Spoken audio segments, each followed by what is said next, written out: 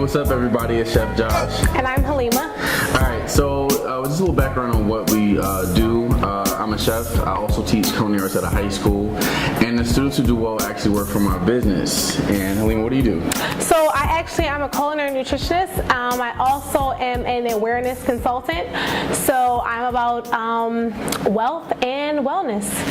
All right, so we just came up and wanted to do like a quick segment on entrepreneurship. We had a couple different things that we were just talking about, and we wanted to share with just people that we talk to about what we do and just how to be a boss and how to improve your skills. How to live your best life.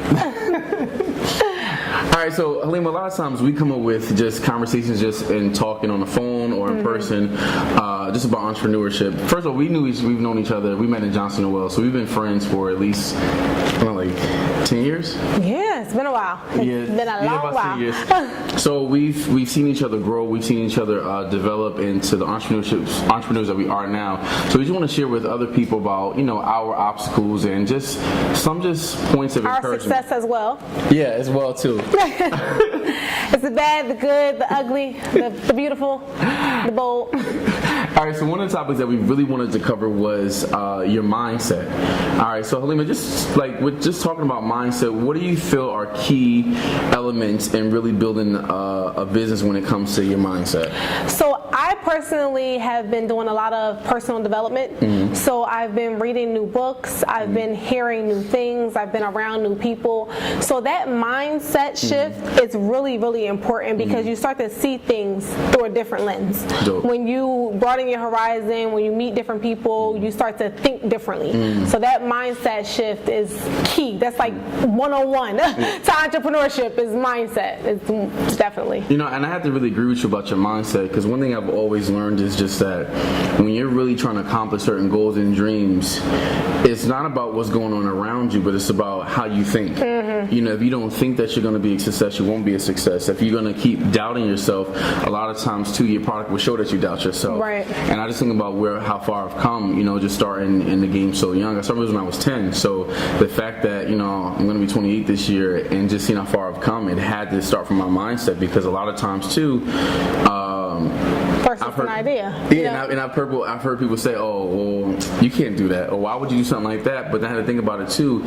It's not about what works for you; it's about what works for me. And I know that this God-given idea was from God, so I have to fulfill it because I know this is burning inside of me. And when it comes to your mindset, you have to know that I can do this. Right. Like I know I'm dope enough to do it. And sometimes you have to keep reminding yourself how dope you are, and that I know I'm made for this. Right. So if you don't fix your mindset to really be successful, you won't be successful. That's true. That's the harsh reality of life. You have to really adjust your thinking to be successful.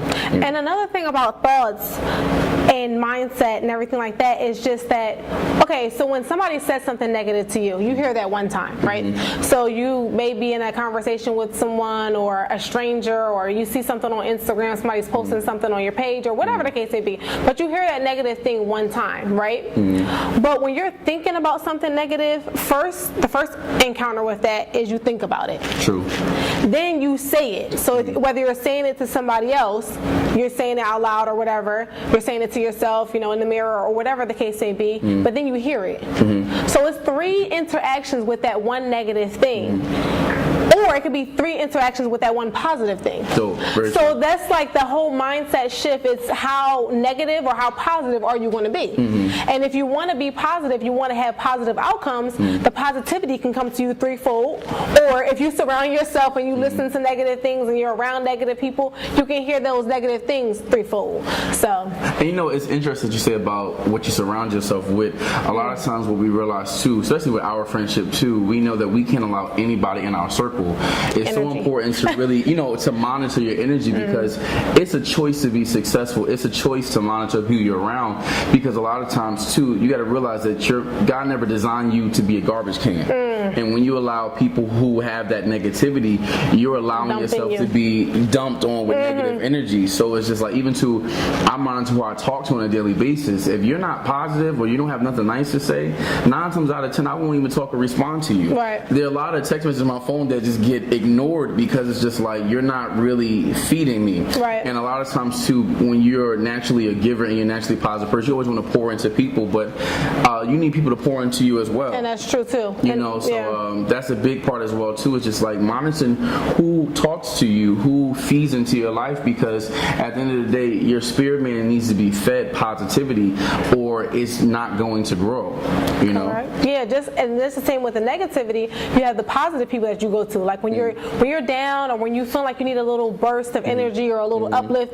You know, I get those phone calls, or when I'm feeling like I'm a little down, I need a little burst. What dope thing are you doing today? I call you up and I'm like, okay, so what's going on? What's the dopeness for today? So it's like having that circle of people that we may not be doing the same exact thing. And not saying that you need to surround people that's doing the same. We so happen to be in the culinary field. We so happen to love food. But there's other people that are graphic designers, that are artists, that are hairstylists, that are fashion designers and things like that. They are doing their thing. They're in their own lane. But the things that they're doing, we can relate to.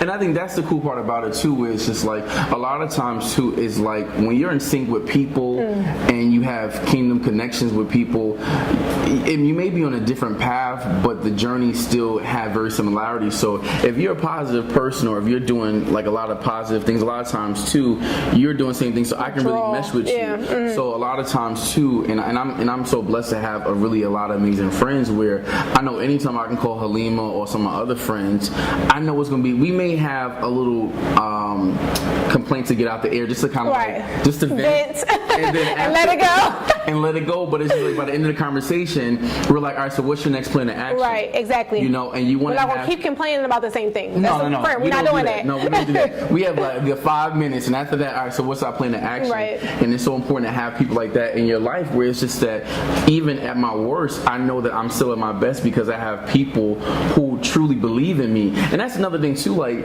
have people that really believe in you, because and that celebrate you instead of tolerating you. Listen, come on with it. No, because you need to go in a space where you clapping, not like about time. Yeah, the sideline view. You know, and that's really where true. you trolling and scrolling through my Instagram, but you can't double tap for a like, or you can't make a comment, or you can't share a post, or whatever the case may be. It's like, okay, are you my friend? Are you in my corner? Are you a supporter? Or are you just someone who comes around when it's all good? You know, so even to that aspect too. Like it's funny you said about social media, because we don't live in the same state, but we've been friends for a long time. We can't always make each other events, but one thing I'm gonna share your post, you're gonna share my post. Exactly. And it's something that even too, like, you know, be mindful of people who tell you about what you posted in your face, but won't like it or won't share it. It takes nothing to share a post. And I have so many different events. So when I have events, and I know my friends can't make it, but I love my friends who just share my posts. You know, it's just that simple as to say, you know, I support you. Right. I mean, even sometimes you might not even have it financially, but it's like, you know, I can share a post. Right. You know, because I believe in you. So I want to just show you that I believe in you. Even too, just when it comes to just like, sometimes we'll just cash app each other like, yo, I believe in your business. This guy right here, this the farmer over here, sowing seeds everywhere. Sowing seeds everywhere, and that's one of the things that I don't know if I've ever told you about that I admire most about you, is that the kindness that you have just for anybody. You see somebody in need, it makes me want to give more, you know, to know that I have a friend that's willing to just give, to have a helping hand. Now some people take advantage of that, and you asking me to give you $100, you know, when you know I don't have it like that. We're all entrepreneurs, we're all trying to make it, we all have bills to pay, and it's like for you to just like, this dude over here calls me like, so I'm about to put $40 in your Cash App. Oh, okay. But you know what it is too? You need a tablecloth? You need a table? What you need? I got you, you know.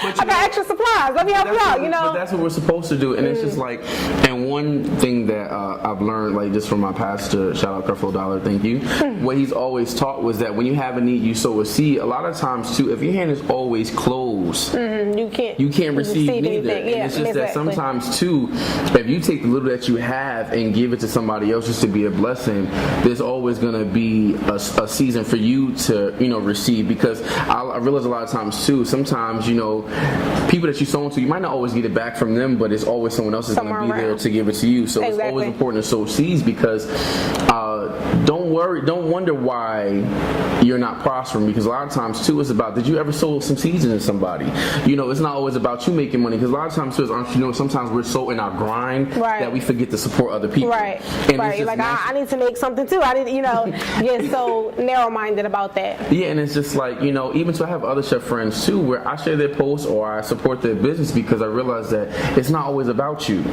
Sometimes you got to show support to give support. And I know that's another thing too. And just like switching gears too, another thing I know we had something to talk about was about staying true to yourself. Wait, before you go on to that, I just have to make one more point, because you made a very important point about sharing other people's posts, or telling about other people's businesses that do the same thing as you. There's no competition. Like there's no I am my only competition. So I'm the only one that can affect me. I'm the only one. Like the packages that are for me in my life, they're addressed to me. You can't open them. It's a federal offense to open up to my mail. You know what I mean?